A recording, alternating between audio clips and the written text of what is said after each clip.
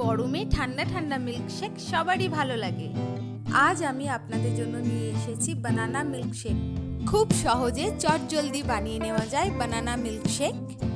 তাহলে চলুন দেখে নিই। মিক্সার জারের মধ্যে দুটো কলাকে টুকরো করে নিয়েছি।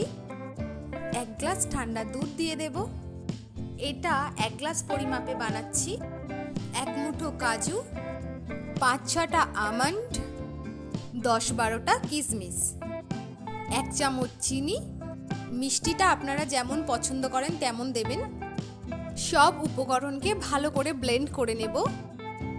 কত কম সময়ে তৈরি হয়ে গেল। খেতেও কিন্তু ভীষণ টেস্টি হয়। বাড়িতে হঠাৎ যদি গেস্ট চলে আসে ঝটপট বানিয়ে নিতে পারেন। ডায়েটের মধ্যেও আপনারা এটা নিতে পারেন। গ্লাসের গায়ে আমি একটু চকলেট সিরাম দিয়ে নিয়েছি যাতে দেখতে সুন্দর হয়। ওপর থেকে ড্রাই ফ্রুটস দিয়ে দেব, এটা অপশনাল।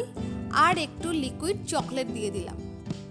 রেডি হয়ে গেল আজকের বানানা মিল্কশেক। ভিডিওটা কেমন লেগেছে আমাকে অবশ্যই কমেন্টে জানাবেন। ভিডিওটা যদি ভালো লেগে থাকে লাইক করবেন। এই রকম নতুন নতুন ভিডিও পাওয়ার জন্য আপনারা সাবস্ক্রাইব করে পাশে থাকবেন।